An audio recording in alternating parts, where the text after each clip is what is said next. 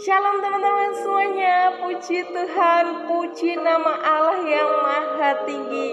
Karena atas kemuliaannya pada bulan ini yang kita rayakan sebagai umat percaya, yaitu bulan Natal kelahiran Yesus Kristus 2000 tahun yang lalu, Tuhan pun telah mendatangkan Kristus ke dunia.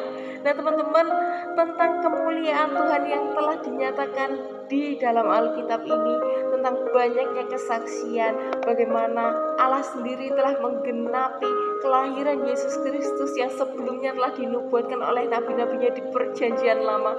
Lebih dari itu, lebih dari bagaimana Tuhan sendiri dikatakan sebagai Immanuel yang akhirnya menghancurkan benteng daripada jarak antara manusia dan Allah karena dosa umat manusia. Lebih dari itu, Allah juga akan memberikan kita peremaan-peremaan yang baru yang akan mendatangkan sukacita tentunya bagi setiap kita. Amin teman-teman. Dan hari ini juga aku mau ajak teman-teman, sebelumnya ayo bersukacita di dalam nama Tuhan Yesus. Sebab Tuhan telah lahir, Juru Selamat telah hadir di dalam hidup kita. Kalau Juru Selamat pun telah hadir bagi dunia, pasti ada keselamatan di dalam hidup kita. Amin teman-teman. Pastikan imanmu itu berkobar-kobar. Pastikan bahwa imanmu tetap percaya kepada Tuhan. Kalau Yesus Kristus telah lahir ke dunia dan mendatangkan sukacita, imani ini bahwa sukacita telah datang atas setiap umat percaya. Sukacita telah kita terima, pemulihan keluarga telah kita terima, pemulihan keuangan, pemulihan pekerjaan, pemulihan hidup telah kami terima di dalam nama Tuhan Yesus. Amin, amin, amin. Nah teman-teman, sebelum kita lanjutkan perenungan firman kali ini teman-teman, mari kita berdoa, kita satukan hati sungguh-sungguh supaya kita dapat hikmat yang daripada Tuhan. Oh Tuhan Yesus yang makasih, sungguh kami sangat bersuka cita. Ini adalah bulan Natal yang sangat-sangat luar biasa Tuhan. Kau jadikan Natal ini adalah Natal yang berkesan Tuhan, Natal yang sungguh ajaib di dalam setiap hidup kita. Bahkan hari ini juga Tuhan, ini adalah sebagai Natal yang sangat luar biasa, yang tidak pernah kami pikirkan, yang tidak pernah kami bayangkan, apa yang tidak pernah kami dengar. Kau nyatakan lebih ajaib, mujizatmu terjadi. Sebab kami percaya, sebab kami adalah anak-anak-Mu dan Engkau adalah Tuhan dan Juru Selamat satu-satunya di dalam hidup kami Bapa. Tapi kami tetap mengimani bahwa ada Natal yang lebih ajaib, tahun demi tahun, musim demi musim, Kau yang mengiringi setiap hidup kami. Sebab Engkau adalah Allah Immanuel yang setia menyertai setiap kami umat percaya. Ya Bapak Tuhan, hari ini kami siap untuk merenungkan firman-Mu dan mendapatkan peremaan-peremaan yang ajaib, yang lebih lagi daripada-Mu Tuhan. Urapi setiap kami dengan kuasa Roh Kudus-Mu, ajar kami mengerti apa yang Kau rindukan selalu di dalam hidup kami. Terima kasih Tuhan Yesus. Haleluya. Amin. Amin. Shalom teman-teman. Perenungan firman kali ini teman-teman akan kita dengarkan maksud saya di Lukas pasalnya yang kedua ayat 8 sampai nanti kita lanjutkan ayat 20 ya. Ayat 8 sampai 20. Judul perikopnya adalah gembala-gembala. Mari kita baca ayat yang ke-8. Di daerah itu ada gembala-gembala yang tinggal di padang kawanan ternak mereka pada waktu malam. Nah, teman-teman, jadi ada gembala-gembala yang di situ yang menjaga setiap ternak-ternak. Kemudian ayat yang 9, tiba-tiba berdirilah seorang malaikat Tuhan di dekat mereka dan kemuliaan Tuhan bersinar meliputi mereka dan mereka sangat ketakutan. Jadi teman-teman, aku mau ajak teman-teman sebelum itu untuk membayangkan waktu itu bagaimana kemuliaan Tuhan. Pasti itu sangat-sangat ajaib. Tidak hanya sekedar terang yang mereka lihat. Kalau mereka pun dikatakan di sini sangat ketakutan, pasti ada satu roh di dalam hidup mereka yang bergejolak. Ada yang kayak seperti itu, teman-teman. Nah, aku pun waktu itu teman-teman jujur secara pribadi pernah mengalami ini. Ketika 2 tahun yang lalu, tepatnya di bulan September 2019 teman-teman, aku pernah merasakan ketika awal aku bertobat teman-teman, aku melihat ada satu cahaya di depan aku teman-teman. ketika cahaya itu lewat sekali, aku pikir itu setan teman-teman. Karena aku merasakan rohnya tuh lain. Dia tidak hanya sekedar terang, tapi seperti ada kayak kalau bisa dibilang roh intimidasi, tapi bukan.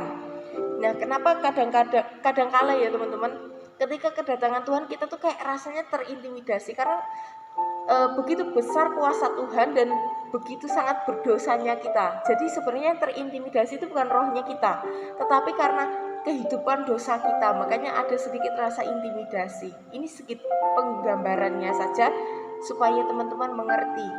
Ada kuasa roh yang begitu besar sehingga mereka merasa ketakutan. Ketakutan itu karena sebagai manusia ada gambaran ketidaklayakan.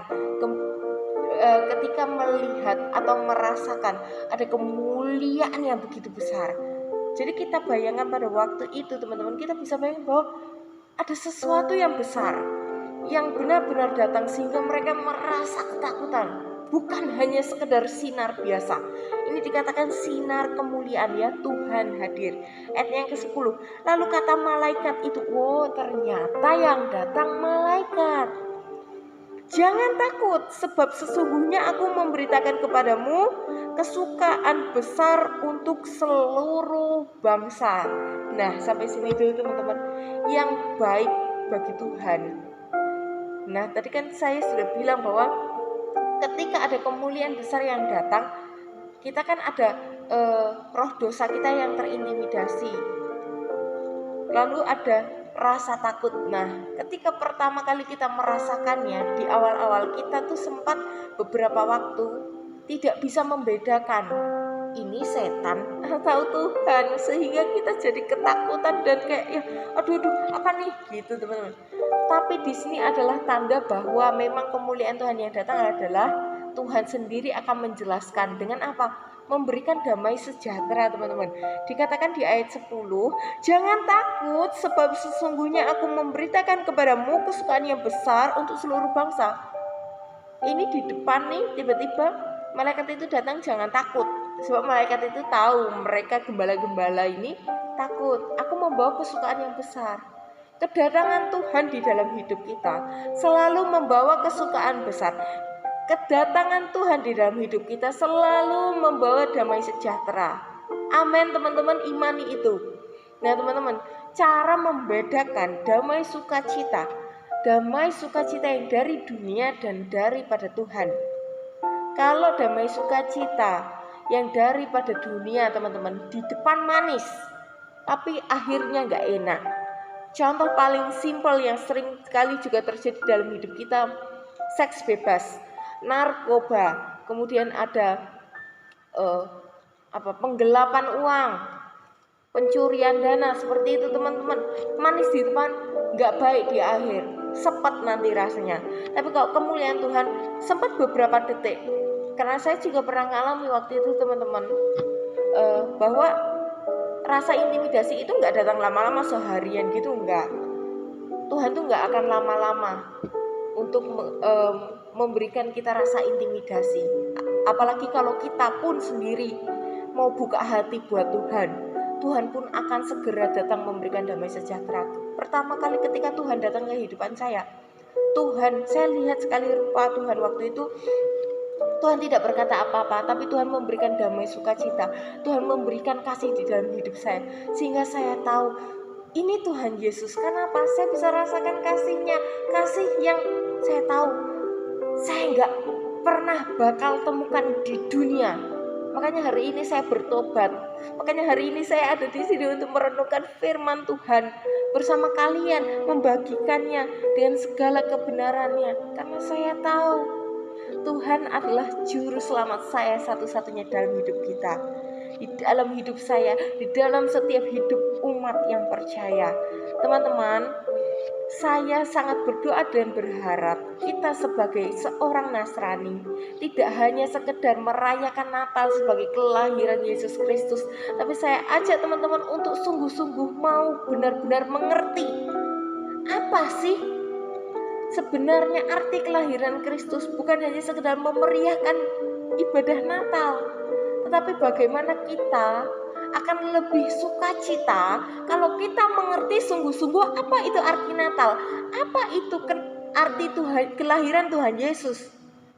Kenapa Tuhan lahir ke dunia untuk kita? Kenapa Tuhan pilih kita?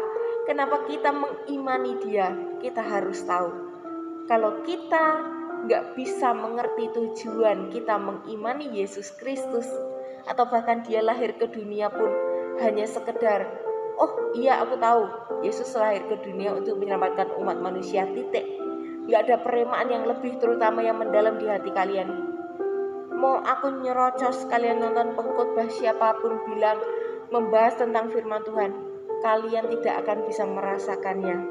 Karena orang yang bisa merasakan bagaimana Tuhan sungguh-sungguh hidup di dalam dirinya adalah setiap orang yang rindu untuk mengetahui, untuk mendalami Kristus, untuk mengiring Dia di dalam kehidupannya. Amin teman-teman. Jadi aku harap teman-teman memiliki kerinduan di dalam hati, supaya ketika firman ini teman-teman dengar tidak menjadi sia-sia. Amin. Jadi seperti yang tadi aku bilang, bahwa ketika Tuhan datang membawa sukacita, kalau Yesus Kristus datang di dalam hidupmu, harusnya membawa sukacita. Pertanyaannya teman-teman, kalian semua sebagai orang yang percaya Kristus, sudahkah Anda bersukacita karena Kristus? Amin teman-teman. Aku berharap, aku berdoa kita semua bersukacita karena kelahiran Kristus, sebab ada sukacita yang besar bagi setiap umat percaya. Ayat yang ke-11, hari ini telah lahir. Wow, pesannya luar biasa sekali. Saya membayangkan waktu itu teman-teman, pasti nuansanya penuh dengan haru. Mereka pun bisa merasakan secara roh, wah ini kayaknya ada sesuatu yang gak biasa-biasa aja. Ketika malaikat itu sedang menyampaikan pesan, hari ini telah lahir bagimu juru selamat, pasti hati mereka kayak, oh, mereka merasakan sungguh-sungguh. Kalau pada waktu itu pun bahkan mereka mungkin gak bisa menggambarkan hati mereka. Teman-teman tahu gak rasanya ketika sungguh-sungguh bersukacitanya itu kelewat batas, jatuhnya nangis karena terharu. Mungkinkah waktu itu mereka sampai terharu, bahkan tersungkur sampai ke tanah-tanah saking harunya, karena malaikat itu menyampaikan kabar sukacita yang begitu luar biasa. Hari itu telah lahir bagimu juru selamat, yaitu Kristus Tuhan di kota Daud. Wow. Dan hari ini juga teman-teman, aku berharap ketika kita semua mengerti tentang kelahiran Kristus, kita umat percaya sungguh-sungguh juga dapat merasakan apa yang gembala-gembala pada waktu itu rasakan. Oh, sukacita sampai tersungkur ke tanah-tanah sebab kita memuliakan Kristus. Oh, terima kasih Tuhan. Ayat yang ke-12, dan inilah tandanya bagimu. Sampai sini dulu teman-teman. Tuhan itu kalau nyatain mukjizat teman-teman, tidak pernah tanpa tanda, selalu ada konfirmasi. Maka dari itu kita percaya setiap tanda-tanda yang terjadi di dalam hidup kita, itu penglihatankah, itu adalah sebuah tanda mungkin dari mimpi, mungkin dari firman Tuhan, dari hamba Tuhan, atau rema sendiri yang ketika kita dapat di dalam doa selalu ada konfirmasi.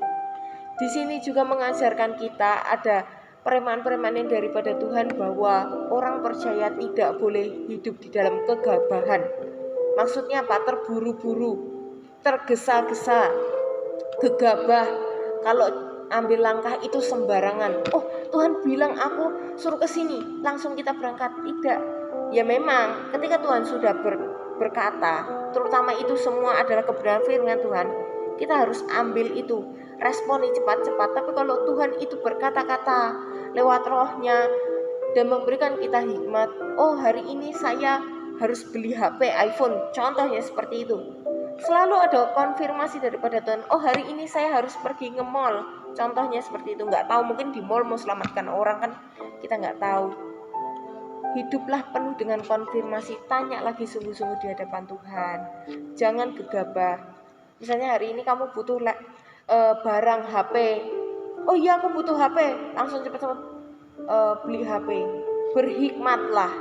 Kita doa, kita tanya Tuhan, memang benarkah saya harus beli HP? Kalau saya harus beli HP, HP-nya merek apa? Kenapa harus begini? Hidup penuh dengan konfirmasi. Sebab Tuhan mau kita umat percaya hidup dalam hikmat-Nya. Amin. Dikatakan, dan inilah tandanya bagimu. Tuhan selalu memberi tanda.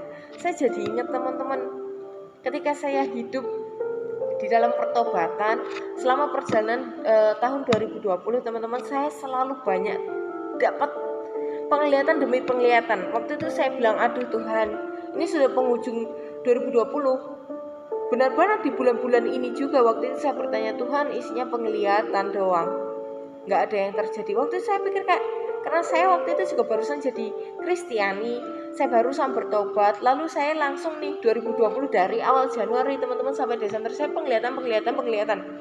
Kita kalau mau percaya penglihatan gimana sih?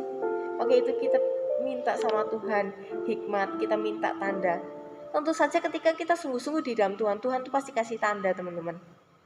Saya minta di bulan Desember waktu itu tanggal 24 ketika saya di gereja, saya sujud di hadapan Tuhan, saya minta tanda, kemudian Tuhan berikan tanda, sesuatu hal akan terjadi di bulan Januari tahun 2021, dan sungguhan terjadi teman-teman. Dan pada akhirnya setiap penglihatan itu rema demi rema Tuhan nyatakan satu-satu di tahun ini, dan itu sangat luar biasa sekali. Saya mau bilang, apa yang Tuhan nyatakan, apa yang Tuhan telah firmankan, apa yang Tuhan telah janjikan di dalam hidupmu, kalau itu adalah kebenaran firman, pasti terjadi.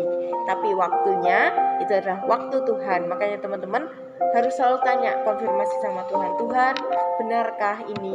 Tuhan, waktunya kapan? Tuhan, saya minta tanda. Amin. Dikatakan seperti ini, Tuhan memberikan tanda, kamu akan menjumpai seorang bayi yang dibungkus dengan lampin dan terbaring di dalam palungan. Seringkali teman-teman, tanda yang Tuhan beri itu agak gak make sense sama keadaan dunia. Waktu itu malaikat datang teman-teman untuk memberitakan ada raja, yaitu juru selamat yang akan lahir. Bahkan sudah lahir, telah tiba kini juru selamat. Wah, kita bayangannya kita juru selamat teman-teman, seorang raja telah lahir. Bayangan kita waktu itu mungkinkah di dalam kerajaan, ya kan? Oh, di kasur yang mungkin berlapis emas. Kita bayangin, raja dia, calon raja. Bahkan dari lahir jebrot dari lahir jebrot gitu teman-teman, udah jadi raja loh teman-teman. Kita kan sudah bayangin waktu itu, wah luar biasa. Kita pasti bayangin, Tuhan Yesus nih bayinya dia dibungkus dengan kain kirmisi, lalu dia tinggal di kasur berlapiskan emas di dalam kerajaan. Tapi kali ini malaikat berkata, kamu akan menjumpai bayi dibungkus dengan kain lampin. Jadi kalau teman-teman tahu, kain lampin itu hanya kain biasa teman-teman. Kemudian dikatakan lagi dia berbaring di dalam palungan. Palungan? Gak salah nih malaikat bicara. Teman-teman, sekali lagi aku bilang bahwa kadangkala penglihatan yang daripada Tuhan, segala penggenapan demi penggenapan, itu akan terjadi ketika Tuhan juga nyuruh kita sesuatu hal yang gak make sense gitu. Kayak kita pikir, loh kok gak sesuai, kayak gak sesuai apa yang kita pikirkan gitu teman-teman. Percayalah bahwa apa yang Tuhan kerjakan baik di dalam hidup kita. Kedua, percayalah bahwa apa yang Tuhan kerjakan di dalam hidup kita itu pasti baik dan benar bagi kita. Segala sesuatunya pasti dijadikan baik, sekalipun tidak sesuai ekspektasi, bahkan gak masuk logika. Sebab perbuatan Tuhan itu heran.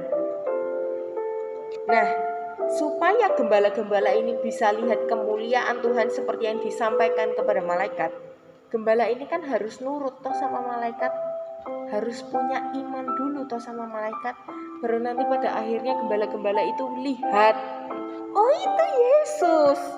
Sungguh-sungguh terjadi, sehingga ketika mereka berpulang setelah lihat Yesus, mereka bersorak-sorai. Coba bayangin kalau akhirnya mereka tidak percaya dengan malaikat itu. Wah, mana ada.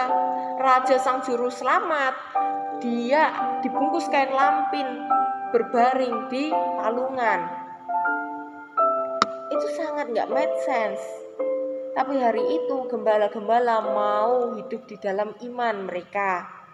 Mereka mau taat dan percaya bahwa segala apa yang telah difirmankan adalah ya dan amin. Sebab firman ini datang dari malaikat. Teman-teman, kalau Tuhan suruh kamu melangkah di hal-hal yang mungkin menurutmu nggak make sense, nggak masuk logika. Tuhan, aku ini berdoa pekerjaan yang baik, aku minta finansial yang baik. Tuhan malah buat aku di PHK dari pekerjaanku.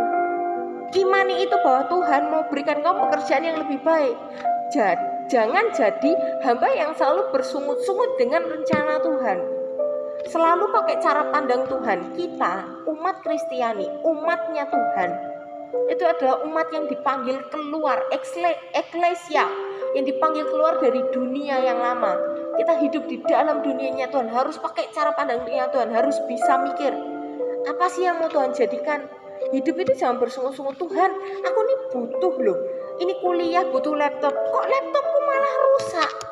Kadang-kala kita terlalu bersungut-sungut, padahal kita nggak tahu ternyata Tuhan mau nyatakan mujizat dengan laptop yang baru Tuhan mau kasih. Tapi seringkali mujizat itu digagalkan karena sikap hati kita yang nggak pas di hadapan Tuhan.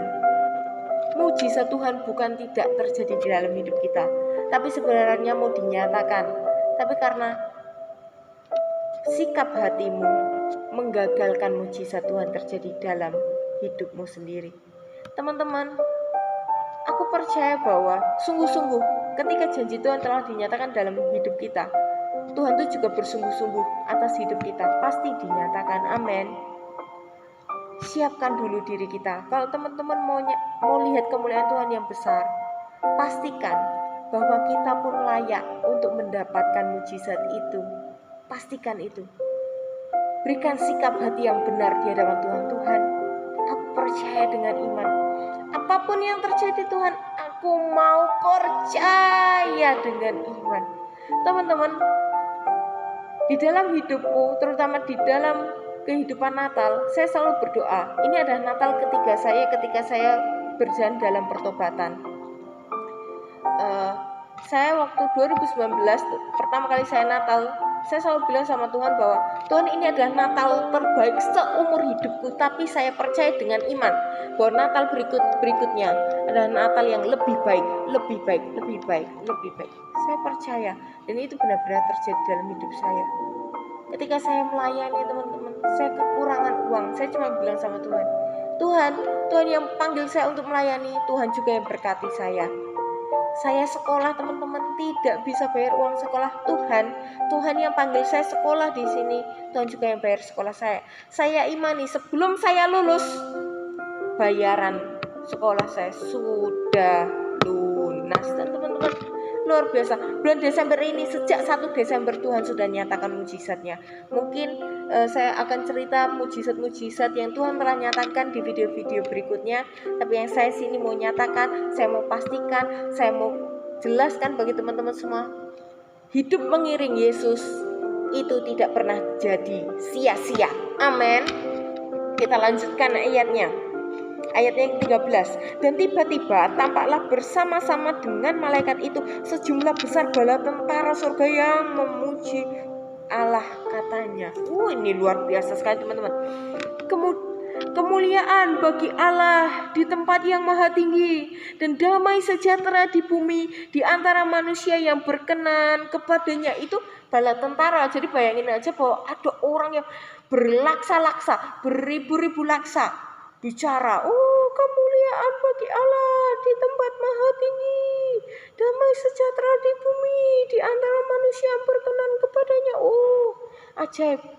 Jadi kalau itu semua tentang kemuliaan Tuhan, kamu juga dapat penglihatan daripada Tuhan. pasti juga ada tanda-tanda yang menyertai, dan tanda-tanda itu membawa damai sejahtera, membawa kemuliaan yang luar biasa. Ayat yang ke-15, setelah malaikat-malaikat itu meninggalkan mereka dan kembali ke surga, gembala-gembala itu berkata seorang kepada yang lain, marilah kita pergi ke Bethlehem untuk melihat apa yang terjadi di sana seperti yang telah diberitahukan Tuhan kepada kita. Mereka berjalan dengan iman karena mereka pun lihat ada tanda-tanda heran. Amin. Mereka berjalan dengan iman. Lalu mereka cepat-cepat berangkat. Ini adalah peremaan yang luar biasa. Cepat-cepat berangkat, teman-teman. Apalagi bagi kalian yang sudah mendapat tanda-tanda heran, sudah jelas pasti. Maksudnya tanda-tanda heran itu tidak hanya sekedar penglihatan, misalnya tiba-tiba kita berdoa, tiba-tiba Tuhan bilang, kamu harus ke sana, misalnya pelayanan ke sana. Nah, salah satu tanda-tanda herannya ketika kamu baca Alkitab, kamu lihat, jadikanlah seluruh bangsa muridku. Misalnya sudah dapat ayat rema. Itu kan sudah tanda-tanda heran, sudah digenapi Tuhan, sudah jelas pasti kamu harus berangkat ke sana untuk pelayanan. Cepat-cepatlah. Sebab di dalam kehidupan ini ada namanya kairos Tuhan, yaitu waktu Tuhan. Jangan sampai hidup kita kelewat kairos Tuhan. Tuhan itu punya waktu. Kalau kita kelewatan, kita juga menggagalkan mujizat kemuliaan yang akan nantinya dinyatakan dalam hidup kita. Seperti yang tadi aku sudah sampaikan, Tuhan itu kalau sudah berjanji sungguh-sungguh dalam hidup kita. Yang seringkali menggagalkan mujizat itu ya kita sendiri. Ya teman-teman, kalau itu sudah benar-benar pasti, benar-benar pasti Tuhan nyatakan, udah kasih hikmat seperti ini loh gembala-gembala. Sudah jelas-jelas lihat tanda-tanda heran dari langit, dari surga. Bercepat-cepatlah mereka berangkat, dikatakan lalu mereka cepat-cepat berangkat dan menjumpai Maria dan Yusuf. Mereka gak berlama-lama, sehingga mereka akhirnya benar ya, dapat melihat apa yang sungguh-sungguh dinyatakan mujizat, yaitu melihat Raja Sang Penebus Juru Selamat, menjumpai Maria dan Yusuf dan bayi itu yang sedang berbaring dalam palungan. Sampai sini saja teman-teman firman Tuhan kali ini. Ternyata benar ya, setiap apa yang Tuhan suruh di dalam hidup kita, satu itu yang pertama detail. Karena sebelum gembala-gembala ini berangkat, dia sudah dapat penglihatan. Yang kedua, sekalipun itu hal yang gak mungkin, tapi kalau Tuhan mau pakai cara yang heran, Tuhan juga bisa. Amin. Amin teman-teman semuanya. Wah, saya merasakan bulan ini adalah bulan Desember yang luar biasa sekali. Bahkan ketika video ini di setel di bulan Desember di tahun-tahun yang akan datang, saya tetap percaya Tuhan itu adalah Tuhan yang ajaib. Hal-hal yang tidak mungkin kita pikirkan, Tuhan mau pakai itu jadi sebuah karya. Tuhan karyakan itu jadi satu kemuliaan. Sedikit fun fact teman-teman tentang Bethlehem. Bethlehem itu adalah kota yang kecil teman-teman, yang bahkan dulunya hampir terhapuskan dari peta saking gak pentingnya. Tapi hari ini Bethlehem dipilih Tuhan, dipilih Allah sendiri sebagai tempat di mana kelahiran Sang Raja Juru Selamat. Bethlehem yang dulunya sempat tidak pernah dipandang, bahkan hampir dibuang daripada peta pada zaman itu. Ketika raja itu lahir, dipilih Allah sebagai tempat kelahiran Sang Raja Juru Selamat kita, umat percaya. Hari ini Bethlehem sebagai pusat center dunia, di mana semua orang melihat, wah inilah Bethlehem, kota yang dipilih Allah. Kalau hari ini kamu merasa kamu bukan apa-apa, kamu merasa kamu gak layak, kamu merasa kamu gak pantas, tenang, Tuhan masih mau pantaskan kamu ketika kamu mau hidup sungguh-sungguh di dalam pertobatan. Amin. Kenapa Allah memilih gembala ini? Tuhan pilih pemimpin-pemimpin. Hari ini adakah kalian yang memang diurapi Tuhan menjadi pemimpin-pemimpin, menjadi gembala-gembala? Diurapilah kalian di dalam nama Tuhan Yesus, disertai segala perkataan kalian. Dipenuhi dengan kuasa Roh Kudus sehingga dapat memberitakan firman Injil kebenaran Yesus Kristus. Amin. Mari kita satukan hati dalam doa. Bapak Tuhan Yesus yang makasih, sungguh hamba-Mu sangat bersyukur Tuhan. Ini adalah Natal yang ajaib bagi setiap umat percaya Tuhan. Penuhi setiap kami dengan kuasa Roh Kudus-Mu, dengan tanda-tanda yang ajaib dan heran. Kau dapat nyatakan kuasa di dalam setiap hidup kami. Ajak kami mengerti Tuhan. Ajak kami mengerti bahwa rencana-Mu Tuhan baik atas hidup kami. Bahkan di Natal kali ini Tuhan kami percaya ajaib Kau Tuhan, kemuliaan-Mu telah dinyatakan. Kami imani kemuliaan-Mu telah dinyatakan atas hidup kami, atas keluarga kami, atas pekerjaan kami. Terima kasih ya Bapa. Sungguh Engkau baik, sungguh Engkau baik. Yesus Kristus, penyelamat kami, keselamatan kami, juru selamat dunia telah lahir. Amin. Amin teman-teman. Shalom. Tuhan Yesus memberkati.